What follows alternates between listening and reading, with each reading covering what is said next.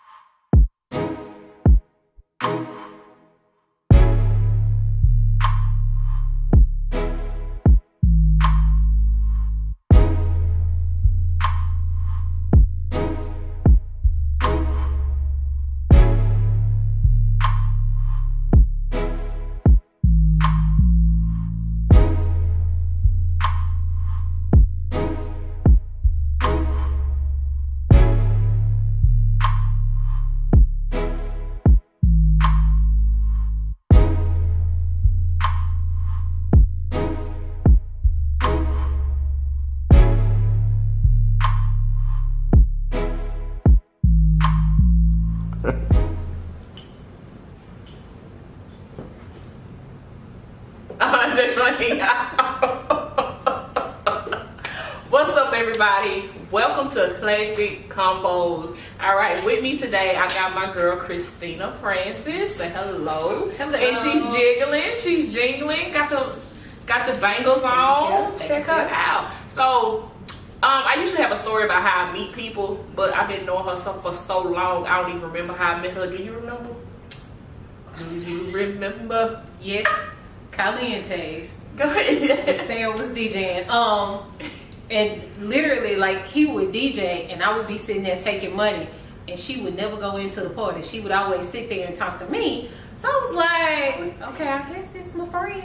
And then after that, every time she comes to the party, she never go into the party. Like, you never went into the party. And now I remember. No, never went into the party. I always sat there and talked to me. Right. This is my girl. So I decided to do a classic combo with her because she does some of the dopest stuff that I ever saw. So when I told her I want to do this, she's like, well, I don't know, Ron. I don't think it's that dope and blah, blah, blah. Yes, it is. Yes, it is, because she actually makes jewelry with her hands, not buy a bulk size and sell it like some other people do. Like, make hands with my feet. She I couldn't help it. She actually takes time to go buy the tools and the sources to actually make the jewelry, and I think that is so cool, because I know that I've seen you do it before. I've sat by you while you've done it before, and I think that it's so cool, it's so creative, and it's so tedious. You know what I'm saying? And yeah, because I don't have that kind of patience or anything like that. Like, I'll probably get some duct tape and some pearls and just say, hey, rock it. But you don't do that. You actually take time to do it. So when did you start making jewelry? I want to say maybe about 3 or 4 years ago, maybe. Mm-hmm. My company is Perfection 37, and actually I wanted to do what you said in the first place. I was going to buy wholesale and make this big accessory company, and I was like, this is going to be this. So talking to my husband, some of my friends, everybody was like, well, Christena, you're talented, make it. And I was like, okay. So, I started working with some stuff. I took a few classes. I have an interesting story about that too, but I took a few classes. I was like, okay, fine. So I made this little earring set and this necklace set, and I was like, I'm kind of good at this. So was it cute when your first set of jewelry that you made? Was it really cute? Yes, to me it was. To you it was. It was super girly and super glitzy, and I was like, okay, I'm gonna rock it with everything. Of course, it didn't match everything, but of course, that sparked it. So then I started, okay, well, make a couple pair of earrings for yourself, make a couple of bracelets, and I just started doing it for myself. And I met this lady, and I had on something I had made, and she was like, you should do a show. I was like, a show? No, not gonna do that. But she kept talking to me, so I did my first show. And once I did the show, I was like, I could really do this. This is something I could really do. I purchased I think I made 20 to 30 pieces. Oh wow. I was exclusive. I was the only jewelry designer there. I don't call myself a seller. I call myself a designer. So I was the only jewelry designer there. Turned a profit, and I was like, okay, okay, I could do this, so then I did it again. And I just kept doing it, and the designs kept getting bigger, they kept getting greater. I kept pushing myself to do things that I was seeing but didn't know or didn't learn. Like I was just pushing myself, and now here we are. So you make women's jewelry and you make men's jewelry? That is correct. I make jewelry for everybody, 8 to 8. So how important is accessories to your fashion? It's everything. One of my mottos is jewelry always fits. There's no one size fits all for jewelry. It always fits, no matter how big you get or how skinny you get, no matter how you feel, it's always gonna fit. They say that accessories are supposed to be like 75% of your wardrobe. Really? So just think, if I wore black, I could wear a black t-shirt and put it on with pearls and heels. It's like, oh, she got really dressed up today. I could turn around and take that same black t-shirt, put it on with sneakers, add a couple of stacks, and maybe a simple necklace, and it's like, oh, well, you know, she dressed down today. But it doesn't matter what you put it with, it makes the outfit. It gives it the finishing touch. So have you ever thought about becoming a stylist? I have. So where are you with that? That's the time for you to expand? It's something that I'm thinking about. Okay. Not quite completely sold on. I feel like I need to start with myself first, because it's weird. It's like I get so wrapped up in making jewelry. Like my jewelry will be really, really cute. Mm-hmm. And I could look like whatever, but my bracelet's gonna be nice, my earrings gonna be nice. So It's like I have to start with me. So I've been kind of playing with my own wardrobe, seeing how I could work things, seeing how I get compliments, playing with patterns, different styles, seeing what, you know, well, let me try to put sneakers on with this. Let me try to put heels on with this. Let's put this plaid with this polka dot and see what happens. So I just been kind of playing around with my own wardrobe, seeing the type of attention I get before I put myself out there. Okay. So about how long does it take you to make your jewelry? It depends. Mm-hmm. It can take anywhere from an hour to, depending on how, I guess you would say, tedious. But it just depends on what I'm making. I've had necklaces that took me days because I hand did the beadwork. I don't use machines. I'm not sure if you're familiar with seed beads, but seed beads. I ain't familiar with it. Go ahead and explain. I ain't familiar with it. Small. They're not even as big as a grain of rice. Okay. So I've done some of those, and they take me days because I hand strung them. I had no machine, no anything. Now they make machines for them. I just at the time I was like, I'm not going to invest in the machine. I'm just going to try it by hand, and that took days. I've done cluster necklaces. Those take 2 to 3 hours because I wrap the wire myself. I string the beads myself. So. Ooh. That's the I don't know. That's the fun in it to me. So that's fun to you? Yes. Girl, I've been just. And then to build a layer. And then when you do it by hand, it's like, okay, you hold it up, you look at it, and you say, okay, it's not symmetrical, so then you can put one here. And so it helps me like develop and build it. Cool. So do you remake jewelry? Like if someone has a piece that's probably old and needs refreshing or revamping, do you remake and revamp jewelry? Yes, I do repairs. I revamp. Some of the cool revamps I've done. This lady came and she was like, "Oh, I need you to repair this bracelet," and I'm like, "Okay, fine, no problem." I repaired the bracelet, and then when I got it back to her, she said he's gonna be very happy to see his great grandmother's bracelet has been repaired. And like the lady was born in like 1912, so like just think of his mom was born in 1912, and it was her mother's bracelet. So think about how old that one is. I have a niece, actually. Well, she's a niece.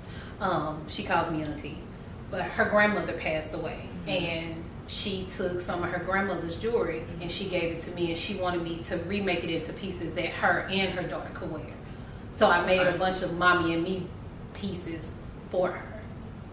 Wow, I think that is very cool for you you just like remade history by revamping other people's jewelry, and they trust you to do that. So I think that is very cool. And a lot of times you don't know when you get it, so it becomes like super special once you've done it. I don't know. I think that's the cool thing about jewelry. I was talking to my husband earlier, and one of my sorority sisters, aka Alpha, okay, that's a shameless plug. Please do not stroll in the interview. I'm not. But one of my sorority sisters, she pledged at the same chapter I pledged in 1993. So I made sets for her and her line sisters, and I pledged 10 years after her. So I was like, it's stuff like that to me that makes what I do so special. Because, you know, you could wash a t-shirt and it could fade away. You could lose clothes. But jewelry, people normally keep for a significant amount of time. Right. So I'm admiring the jewelry that is around your neck.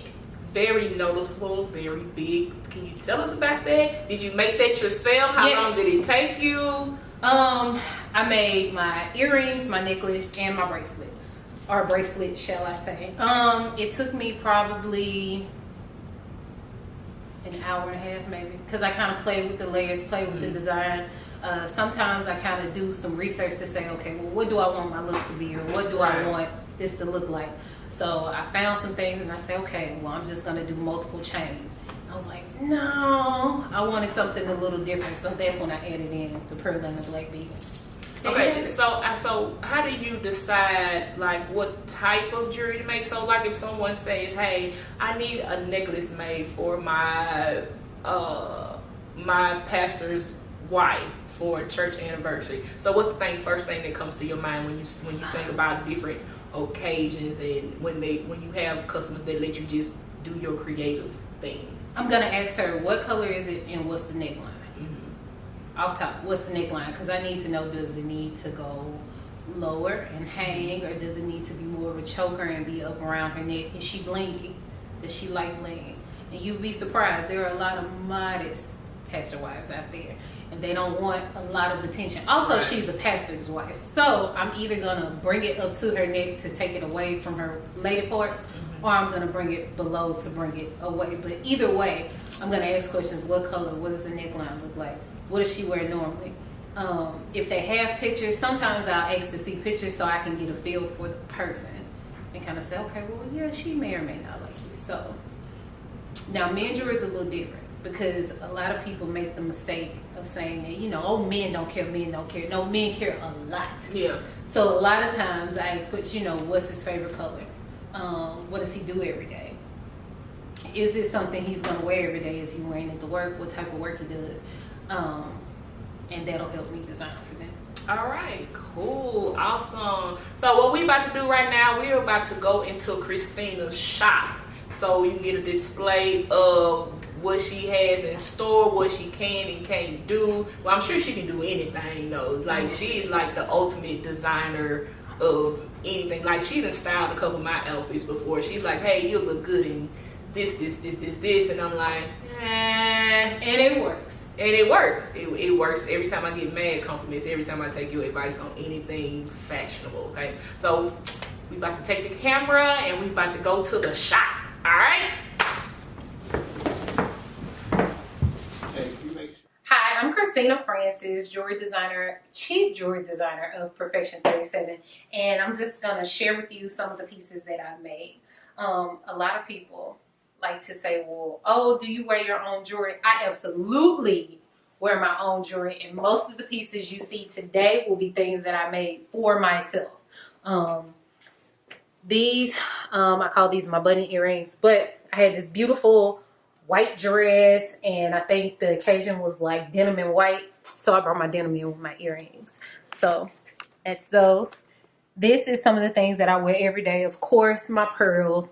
My hand-painted earring to go with my dresses, my sundresses. Of course, I have tons and tons and tons of AKA jewelry. One of my favorite things, a lot of these beads here that you see, I got from a close friend, Karen LeBeau. She basically liked my designs, and she saw my vision and was like, you can come pick it up, just make pretty things. She gave me a couple of pieces of turquoise to make some things for her, so I did that, but she sold a lot of these into my life, so I made earrings for myself so I could have a piece of her and her inspiration with me wherever I go. These I did this summer for a summer collection, And basically, I had 3 to 5 colors that I picked, and I just painted different types of earrings with those 3 to 5 colors. I also do leather work. So this is some of the hand-dyed leather work that I did for my men's cuff bracelets. These were kind of a souvenir from a vacation that my husband and I had. And this is also a part of my husband and I's supply. He loves gemstone bracelets, and so do I. So often when we travel, I get bracelets from, or I get stones from different places, and I make bracelets as souvenirs. And I want to give a shout out to my husband for sacrificing his man cave to fuel my dreams for my wonderful studio I have here. This piece was the piece that I submitted for this year's 2018 Critical Mass. I call her Pride. And basically, a lot of people say pride is the thing that take you down, but it gave me a sense of pride because it was one of the first times that I submitted something into a contest. It was one of the first times that I was able to go out in public and people knew my work and not just me. So it was a big thing. It was a big night. I would walk around and people would say, well, oh, you're Christena. We heard about you. And I was like, oh, thank you. So I take a lot of pride in enjoying this one. This one,